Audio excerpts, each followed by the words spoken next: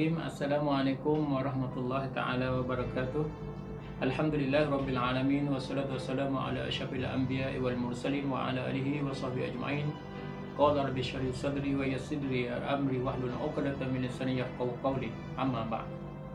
Alhamdulillah, Bapak Jas sekalian yang saya muliakan, semoga hari-hari yang diraikan, hari-hari yang ceria, hari-hari yang kita nak bawa diri kita ke arah menambah ilmu setiap hari, ya.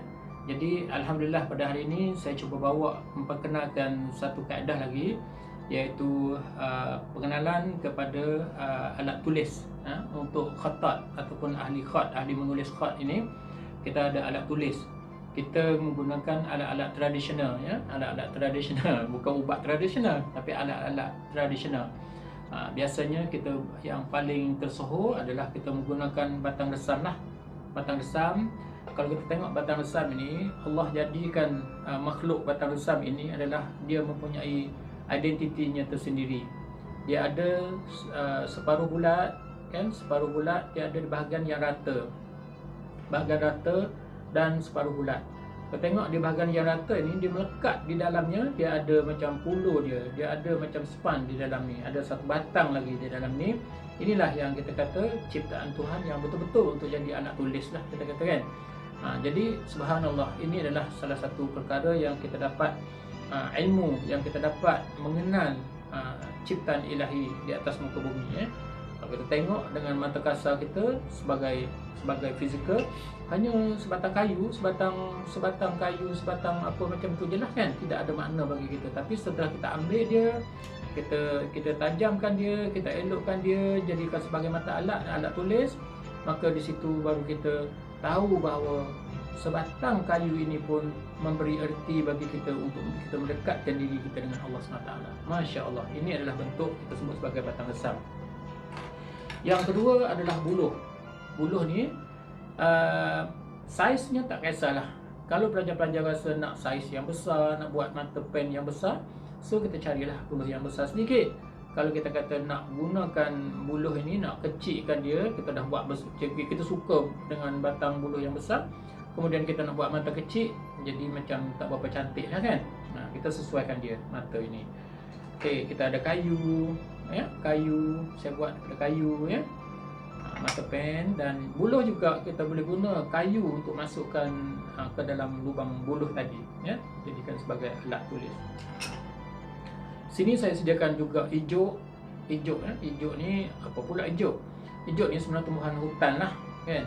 Kalau kita kata batang resam ni, di mana tempat tumbuhan dia? Kalau pelajar-pelajar pergi di bahagian tepi-tepi highway tu, kan, dia macam daun pakis tu yang banyak tepi-tepi highway tu, itulah batang resam. Kita pergi cabut, ambil, kemudian cari yang besar-besar sedikit, kan. So kita boleh potong lah, keringkan dia, kemudian potongkan. Tahan lama ni, kalau kita nak lama tahan, kita letaklah dalam, taruhlah minyak sikit ke, kan, baru dia tahan lama, ya. Okay, ni hijau. Hijau ni, kalau kita kata ni tumbuhan hutan, kalau kita kata nak buat mata pen, dia tak besar lah hijau ni. Ini je lah saiznya. Yang besar pun saya ada 2 batang di sini, batang hijau saya ada 2 saja. Jadi batang hijau ni dia keras, dia punya sifat dia keras, ya. Dia tak apa mari, tak mudah patah. Kalau kita menulis pun dia tak mudah patah, ya. Jadi hijau ni sebenarnya orang asli buat mata sumpit lah. Dia taruh, dia buat tajam-tajam kat ujung ni, dia taruh racun, kemudian dia bubuk kapas kat belakang ni, masuk dalam buluh sumpit macam tu, ya. Sebiji sama dengan asli dah. Okey. Itu adalah hijau, Yang satu lagi kita pakai chopstick yang saya beli siap kat kedai. Chopstick ada satu lagi kat rumah.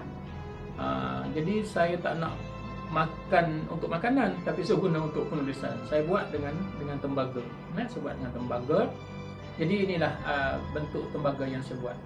Kita masukkan, ikat dengan gam ke apa, kan, supaya dia lekat lah masa kita menulis, tak mudah tercapai. Itu dah alat-alat tembaga.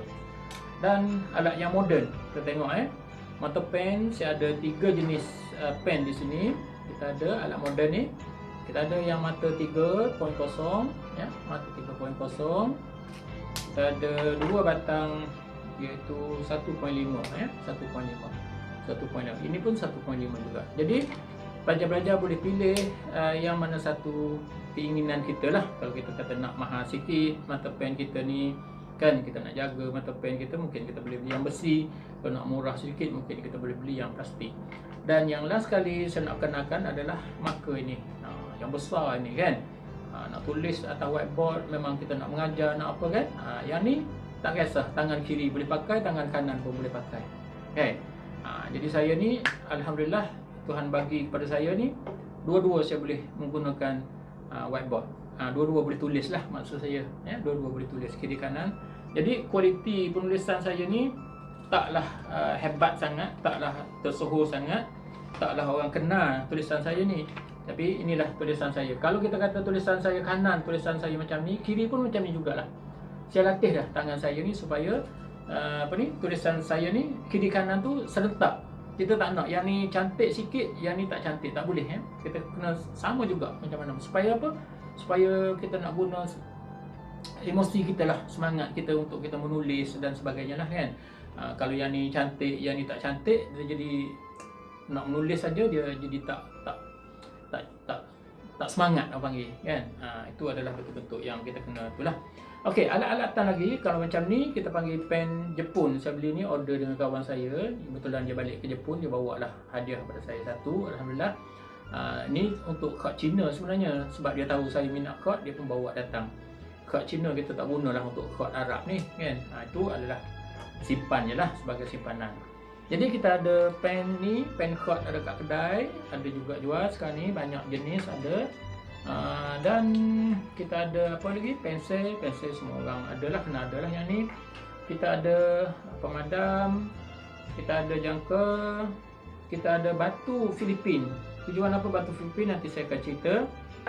Kita ada gunting, kita ada lagi alat untuk kita menyedut apa dakwat ya, kita ambil dakwat dan sebagainya lah untuk tujuan kita nak masukkan dalam bekas dakwat kita. Ini juga pen yang saya dah buat dengan buluh, tapi saya masukkan dengan kayu lah kan. Itu alat-alat yang saya rasa penting lah. Bekas dakwat dalam ni dia ada span, ataupun nak letak kain pun boleh, nak letak kapas pun boleh. Kalau boleh sutera lah, saya elok-eloknya sutera lah, bulu sutera tu kan kita letak ke dalam. Jadi kita ada dakwat pula saya ada pelbagai jenama lah. Kalau kita tengok daripada jenama yang murah kan, jenama yang murah agak mahal sedikit. Kemudian yang ni Holbein nama dia ya. Yang ni aero color ya. Yang ni kita ada pelbagai warna ya. Aero color ni. Yang ni Holbein. Holbein ialah pro, penulis-penulis pro yang menulis Al-Quran dan sebagainya. Sebab apa? Holbein ini dia tak akan basah sangat. Kalau letak atas kertas dia akan kering serta-merta ya. Kalau salah pun kita boleh kikis buang. Jadi satu lagi saya nak kenalkan adalah mata blade ni. Mata blade ni berbaja. Tak kisahlah mata blade yang jenis apa pun tak kisah. Yang pentingnya apabila kita salah kita boleh kikis buang. Tujuan dia kikis. Kikis buang satu hala saja. Tolak lah kan. Kita kikis buang. Itu keadaannya. Sebab kalau kita menulis dengan Holbein, senang kita kikis dengan mata blade ini Holbein. Kalau dakwat lain tu kurang sikit dia punya kesan dia. Tak, maknanya kertas kita juga akan turut rosak kalau kita tulis dengan dakwat lain ya. Itu adalah alat-alat yang saya kenal kepada hari ini. Ini kertas pasir yang 1500, dia punya kehalusan dia. Tujuan apa nanti kita tengok. Dan saya juga ada alat-alat ni, alat mata-mata pisau ni kan. DIY je, tapi amat penting lah bagi saya. Walaupun dia DIY je dalam belah-belah ringgit, 20 ringgit macam tu, tapi mata pisau ni ada pelbagai bentuk mata lah kan, untuk kepentingan masa kita nak potong cardboard nanti. Sebenarnya untuk penulisan tu bukan untuk penulisan, tapi untuk satu jenis kreativiti yang lain lah. Okey, kaedah kita nak memotong ataupun kaedah kita nak buat mata pen kita ni, saya cuba demo lah kan. Saya cuba demo. First sekali adalah kita cari pisau. Mana pisau saya tadi? Saya letak ke mana pula pisau saya tadi?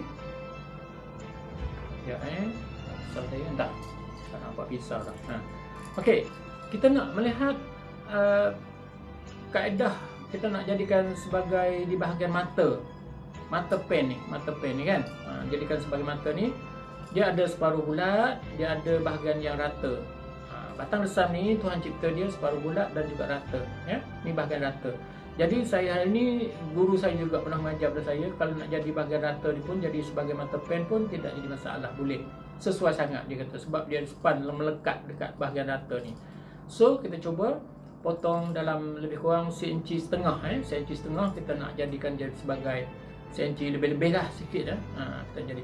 Pisau ni pula jangan buka banyak macam ni, jangan buka besar macam ni, nanti kita nak tu susah, nak kontrol dia susah, patah kena tangan nanti, Kita sedang-sedang je, buka sikit saja, buka sikit saja.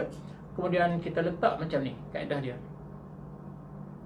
Ibu jari kita ni kita pegang pen betul-betul, pegang batang ni betul-betul di bahagian kita kata nak potong itu. Maknanya separuh bulat tadi lah kan.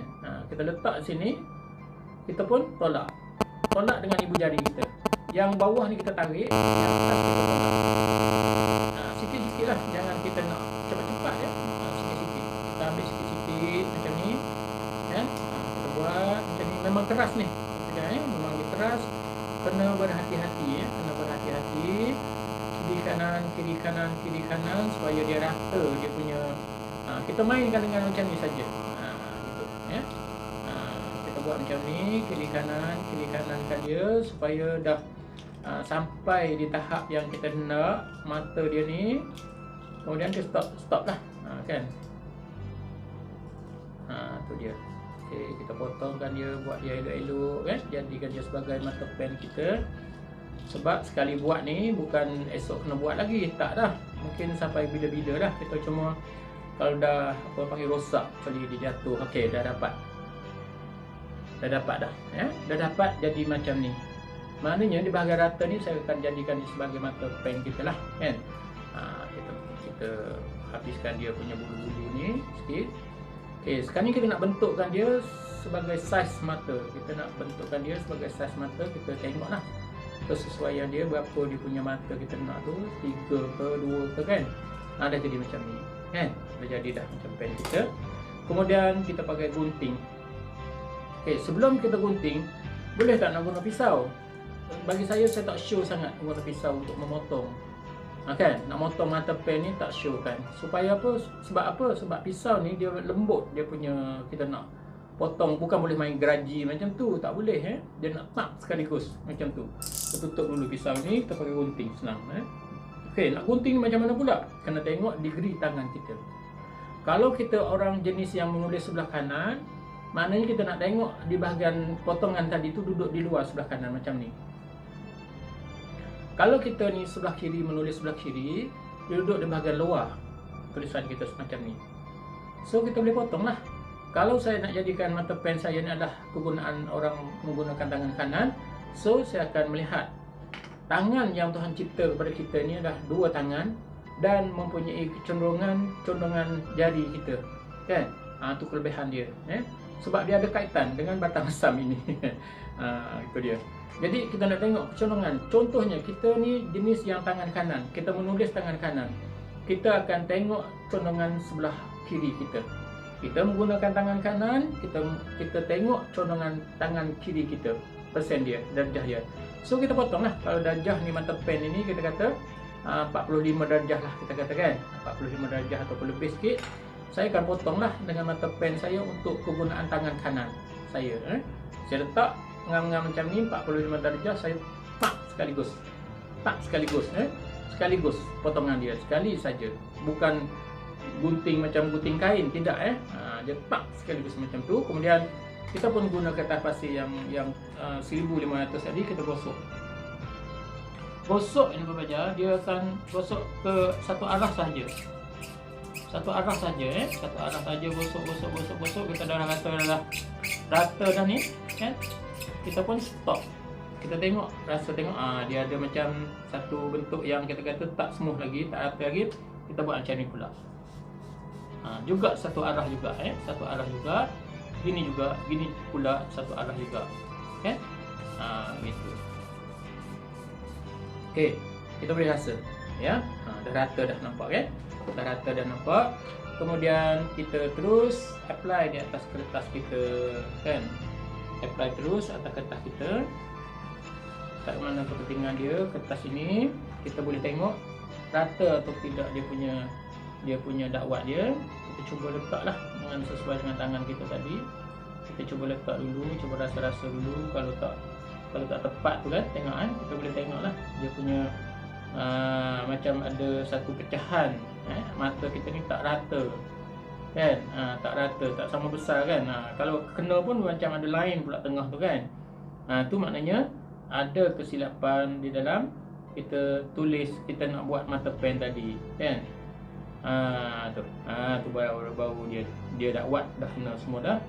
Barulah kita rasa dah mula dah kena semua dah. Kan. Okey, saya cuba.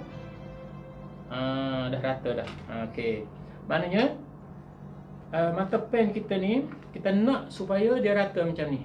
Dia rata macam ni keadaan dia, rata macam ni, barulah kita boleh mula menulis ya.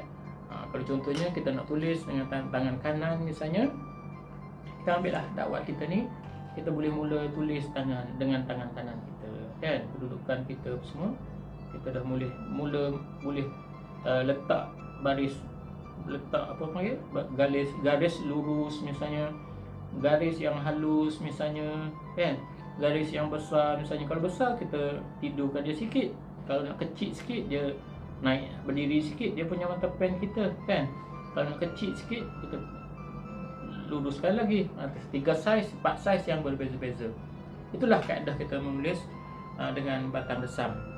Jadi kalau kita kata nak tulis dengan kayu pun boleh, kayu pun, tapi syarat kayu ini dia kena tebuk lubang sikit lah di tengah-tengah ni, dua lubang ni, supaya apa? Supaya dia lekat dakwat nanti. Kalau boleh pakai gergaji sikit supaya dakwat tu boleh melekat kat sini Itu kayu lah.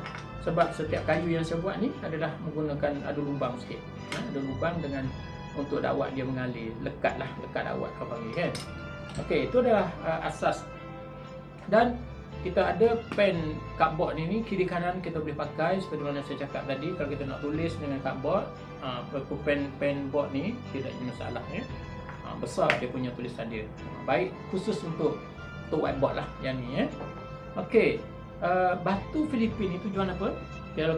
Kalau kita sebut tentang kepentingan batu Filipin ni, sebab contohnya lah kita ada kertas jenis A4 biasa kan, A4 biasa sama ada 70 gram ke 80 gram ke tak kisah.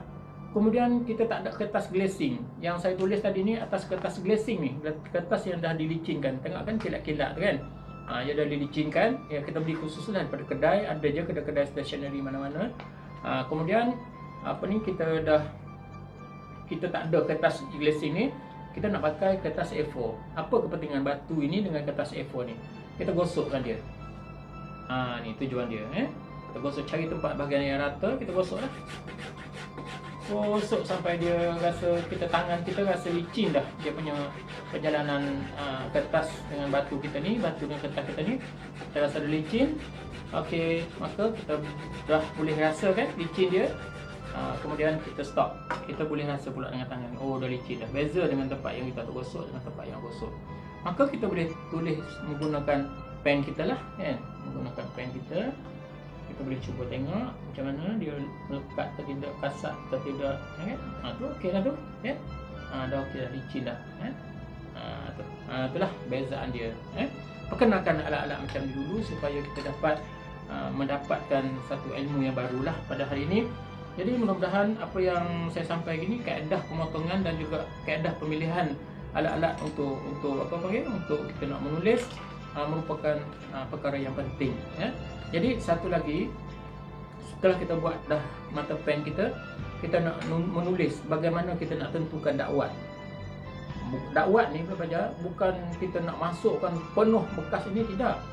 Kalau penuh tu tak akan jadi cantik tulisan kita. Dia akan jadi dakwat tu turun banyak, kemudian dia melimpah di atas kertas nanti. Kita nak sedang-sedang saja. Nak sedang-sedang macam mana ukuran dia? Ini ilmu Jadi kita nak tengok, kita masuk saja dakwat ni, sama ada dakwat ni kita masuk je dakwat ni. Kemudian kita dah rasa dah sedang-sedang je, dia dah meresap, dah masuk semua dalam kain ke dalam dalam span kita ni kan. Kemudian kita balikkan macam ni. Balikkan macam ni Kalau balik macam ni, dakwat tertumpah tak jatuh tu, okey dah tu. Kalau kita banyak sangat dakwat tu, dia akan tumpah lah kan. Kita balikkan dia. Ini kaedah dia. Kalau sikit sangat pun dia tak akan melekat di mata pen kita. Itu pun satu kaedah juga. Kena ada kemahiran lah di situ. Okey, itu adalah asas. Dan satu lagi saya nak tunjuk, biasanya chord ini kita ada penulisan chord, kita ada tracing paper, sebab chord adalah kaedah kita meniru sebenarnya. Kalau kita awal-awal ni kita kena meniru, lihat daripada orang punya, kita pun tulis. Tapi senangnya kita nak tracing lah, kita pakai tekap lah kan, kita pakai tekap. Jadi kaedah tekap ni dia ada kaedahnya, sama ada kita nak pakai kertas tracing paper, kita beli kat kedai tracing paper, kita sebut saiznya A4 ada, A3 ada, ataupun kita nak pakai alat moden ini. Saya dah pakai alat ini, jadi kita ada tracing kita sendirilah. Kalau kita kata nak trace tulisan saya ni, saya letak dulu di bahagian atas alat saya ni, kemudian saya akan letak pula kertas yang saya nak tulis. Jadi kita boleh trace macam ni. So kita boleh tulis di atas kertas yang kita nak tulis ini. Kita boleh tiru, maksud saya kita boleh tiru. Jadi dengan alat yang saya ada ni, kita bolehlah ikut balik dengan tulisan yang kita nak tiru di atas apa ni, tracing kita ni kan. Itu adalah asasnya yang saya boleh sebutkan pada hari ini. Semuanya peralatan saya ni adalah saya buat sendiri, dan juga ada yang beberapa yang moden ini kita terpaksa kena beli dengan kawan-kawan kita lah daripada kedai. Dan insya-Allah ilmu yang saya sampaikan pada hari ini merupakan ilmu yang berfaedah dan bermanfaat kepada masyarakat keseluruhannya. Mudah-mudahan apa yang kita nak sampai adalah ilmu yang berbeza di antara ilmu-ilmu yang biasa kita belajar. Jadi itulah hari demi hari kehidupan kita ni kita tambahkan dengan ilmu yang pelbagai. Mudah-mudahan ilmu yang kita sampai ini dapat memberi manfaat kepada umum ya. Setakat itu saja saya sudahi dengan wabillahi taufiq wal hidayah. Wassalamualaikum warahmatullahi taala wabarakatuh.